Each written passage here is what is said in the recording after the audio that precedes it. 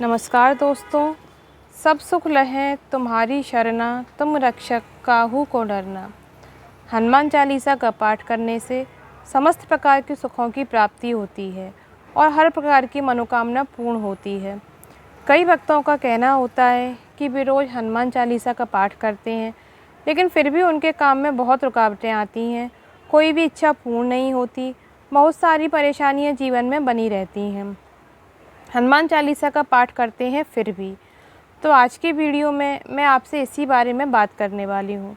अगर आपकी भी कोई बहुत बड़ी मनोकामना है और आप चाहते हैं कि हनुमान जी उसे शीघ्र ही पूर्ण कर दें, तो इसके लिए किस प्रकार से हमें हनुमान चालीसा का पाठ करना चाहिए कि हनुमान जी हमारी मनोकामना जल्द से जल्द पूर्ण कर दें। हनुमान जी के पाठ करने के कई तरीके होते हैं। कुछ लोग नियमित तौर पर हनुमान जी की आराधना करते हैं, क्योंकि हनुमान जी उनके इष्ट देव हैं। वे प्रतिदिन हनुमान चालीसा का पाठ करते हैं, उनके मंत्रों का जाप करते हैं, जिससे कि हनुमान जी की कृपा उनके ऊपर हमेशा बनी रहे। वे निष्काम भाव से हनुमान जी की पूजा करते हैं। तो अगर आप भी निष्काम भाव से हनुमान जी की आराधना करते हैं, उनके मंत्रों का जाप करते हैं, तो हनुमान जी आपकी भी मनोकामना अवश्य पूर्ण करेंगे। इसके लिए बहुत अधिक नियमों की आवश्यकता नहीं होती। आपके पास जब समय है, जितना समय है, आप हनुमान जी की पूजा कर सकते हैं, हनुमान चालीसा का पाठ कर सकते हैं। लेकिन अगर आपकी कोई विशेष मनोकामना है और अगर आप चाहते हैं कि हनुमान जी उसे शीघ्र ही पूर्ण कर दें, तो इसके लिए आपको चाहिए कि आप एक नियम बनाएं अपने लिए कि आप किस समय हनुमान चालीसा का पाठ कर सकेंगे, किस प्रकार से करेंगे, कितनी संख्या में करेंगे और कितने दिनों तक करेंगे। अगर आप नियम के साथ हनुमान चालीसा का पाठ करते हैं, तो आपकी जो भी मनोकामना होती है वो बहुत जल्दी पूर्ण होती है। तो आज की वीडियो में मैं आपसे बात करने वाली हूँ, अगर आपकी कोई विशेष मनोकामना है तो मात्र 11 दिन में आप हनुमान चालीसा का किस प्रकार से पाठ करें जिससे आपकी मनोकामना शीघ्र पूर्ण हो जाए। और ये उपाय आप किसी भी मनोकामना को पूर्ण करने के लिए कर सकते हैं। जैसे कि आपकी नौकरी में समस्याएं आ रही है, आप अपना घर चाहते हैं, आप कर्जे से मुक्ति चाहते हैं, या किसी परीक्षा में सफलता चाहते हैं, या जीवन में बहुत अधिक परेशानियां हैं और संकट हैं, आप उनसे मुक्ति चाहते हैं, आपको संतान की कामना है या धन की कामना है, या फिर आपके रिलेशनशिप में प्रॉब्लम है, या मनचाहा जीवन साथी चाहते हैं, विवाह में बहुत अधिक विलम्ब हो रहा है, मांगलिक दोष के कारण आप परेशान हैं, मन में बहुत अधिक निराशा रहती है, आदि समस्त प्रकार की परेशानियों से मुक्ति पाने के लिए एवं समस्त प्रकार की मनोकामना की पूर्ति के लिए आप इस उपाय को कर सकते हैं। तो समस्त मनोकामना की पूर्ति के लिए हनुमान चालीसा का पाठ किस प्रकार से करना है, किन नियमों के साथ करना है, ये हम आपको आगे वीडियो में बताएंगे। इसके लिए आप हमारे साथ बने रहिए। सबसे पहला नियम है, एक ही समय पर आपको हनुमान चालीसा का पाठ करना है। आप चाहें तो सुबह भी कर सकते हैं, आप चाहें तो शाम को भी कर सकते हैं, और आप चाहें तो रात को भी कर सकते हैं। पर ध्यान रहे, हर दिन आपका समय एक ही होना चाहिए, एक भी मिनट इधर या उधर ना हो। आपका आसन भी एक ही रहना चाहिए, मतलब जिस आसन पर बैठकर आप पूजा करेंगे, आप प्रतिदिन उसी आसन पर बैठकर पूजा करेंगे और घर का कोई भी सदस्य उस आसन का उपयोग नहीं करेगा। आसन शुद्धि का बहुत महत्व होता है। एक ही स्थान पर बैठकर आपको पाठ करना है, और अगर घर के मंदिर के सामने आप बैठकर पाठ करते हैं तो ये बहुत ही बेहतर होगा।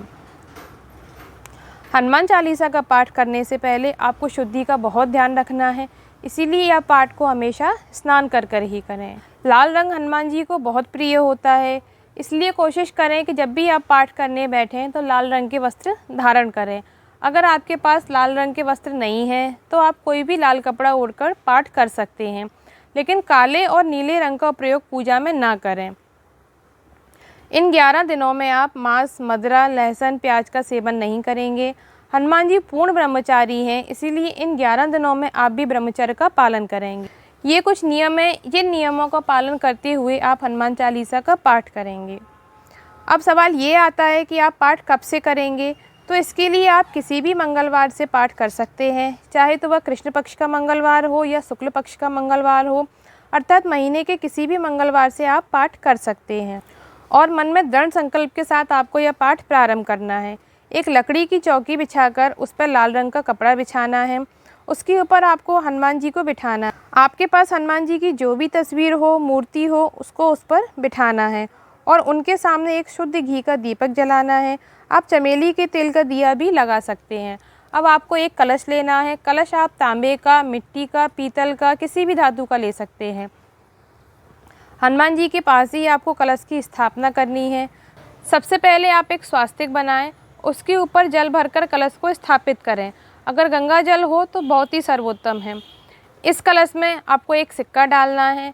सिक्का आप कोई भी डाल सकते हैं, 1 रुपये का, 5 रुपये का, 10 रुपये का, जो भी आपके पास उपलब्ध हो। फिर कलश में 2 लौंग डालें। कलश के ऊपर पान का पत्ता रखकर उसके ऊपर एक नारियल रखें। नारियल पर रोली से स्वास्तिक बनाएं और कलावा जरूर लपेट दें। इसके बाद हनुमान जी के सामने बैठकर दाहिने हाथ में जल और पुष्प लेकर हनुमान जी के सामने संकल्प करें कि आप 11 दिन तक लगातार हनुमान चालीसा का पाठ करेंगे। जिस कामना से आप पाठ करना चाहते हैं वो भी हनुमान जी के सामने बताएं। आपका पाठ निर्विघ्न पूर्ण हो, इसके लिए हनुमान जी से प्रार्थना करें। अपनी मनोकामना शीघ्र ही पूर्ण हो, इसके लिए आप हनुमान जी से प्रार्थना करें। आपके पाठ में कोई भूल चूक हो जाए, इसके लिए आप हनुमान जी से क्षमा प्रार्थना जरूर करें और अब आप पाठ प्रारंभ कर दीजिए। प्रतिदिन आपको 11 पाठ करना है और 11 दिन तक हर रोज़ आपको पाठ करना है। जब भी आप पाठ करने बैठेंगे तो एक कांच के गिलास में, जो नया हो या स्टील का भी ले सकते हैं, गिलास में पानी भरकर रखेंगे। हनुमान जी को भोग लगाएंगे। भोग आप किसी भी चीज़ का लगा सकते हैं, चाहे तो गुड़ का भोग लगा सकते हैं या फल का भोग लगा सकते हैं या बेसन के लड्डू का भोग लगा सकते हैं। जो भी आपके पास उपलब्ध हो आप उसका भोग लगा सकते हैं। लाल पुष्प हनुमान जी को बहुत प्रिय है, इसलिए लाल पुष्प जरूर अर्पित करें। इस प्रकार 11 दिन तक रोज़ आप पाठ करेंगे। जो कलश स्थापित किया है उसे 11 दिन तक वहीं स्थापित रखे रहेंगे, उसे हिलाएंगे नहीं, उसे स्पर्श भी नहीं करना है। दीपक आप प्रतिदिन पूजा के समय नया लगाएंगे और दीपक तब तक जलता रहेगा जब तक कि आप पाठ करेंगे, अर्थात जब तक आप 11 पाठ कंप्लीट नहीं कर लेते तब तक आपका दिया जलता रहना चाहिए। 11वें दिन आपकी पूजा पूर्ण होगी। तब आपकी पूजा पूर्ण हो जाए, अर्थात 11 पाठ पूर्ण हो जाएं, उस दिन आपने जो भी पूजा पाठ किया है उसको हनुमान जी के चरणों में अर्पित कर दें और उनसे प्रार्थना करें कि जो भी जाने अनजाने में आपसे गलती हुई हो उसे क्षमा करें। और इसके बाद आपकी जो भी मनोकामना है, अर्थात जिस भी कामना से आपने यह पूजा प्रारंभ की थी, उसके पूर्ण होने के लिए हनुमान जी से प्रार्थना करें। और 11वें दिन आपको कलश वहाँ से हटाना है। सबसे पहले कलश पर से नारियल हटाएं। नारियल को आप जल में प्रवाह दें और अगर जल प्रवाह की व्यवस्था ना हो पाए तो पास के ही किसी मंदिर में रख दें। आपको इसे अपने खाने में उपयोग नहीं करना है और ना ही इसे मंदिर में तोड़कर चढ़ाना है। जो कलश का जल है वो 11 दिन में अभिमंत्रित हो गया है, इसीलिए आप इसे घर के चारों कोनों में छिड़क सकते हैं, जिससे घर की नकारात्मक ऊर्जा समाप्त हो जाएगी। इसे आप थोड़ा थोड़ा करके अपने पीने में भी उपयोग कर सकते हैं। इस जल को भरकर रख दें। अगर आप किसी विशेष स्थान पर जा रहे हैं तो इस जल को पीकर जाएं, जिससे आपका कार्य निर्विघ्न पूर्ण होगा। जल में से सिक्का और लौंग को आप अपने पर्स में रख सकते हैं। अगर आप दुकानदार हैं तो गले में रख सकते हैं या जहां पैसा रखते हैं वहां रख सकते हैं। जो पानी गिलास में भरकर रखा था उसे आप पी लेंगे, जिससे आपके मन में सकारात्मक ऊर्जा की वृद्धि होगी। जल पीने के समय आप श्री रामचंद्र जी और हनुमान जी का स्मरण करते रहें। जो भोग आपने लगाया था उसे आप लोगों में बांट दें और थोड़ा सा अपने लिए भी रखें और इस प्रसाद को ग्रहण करें। अब आपका प्रश्न होगा कि क्या महिलाएं इस उपाय को कर सकती हैं?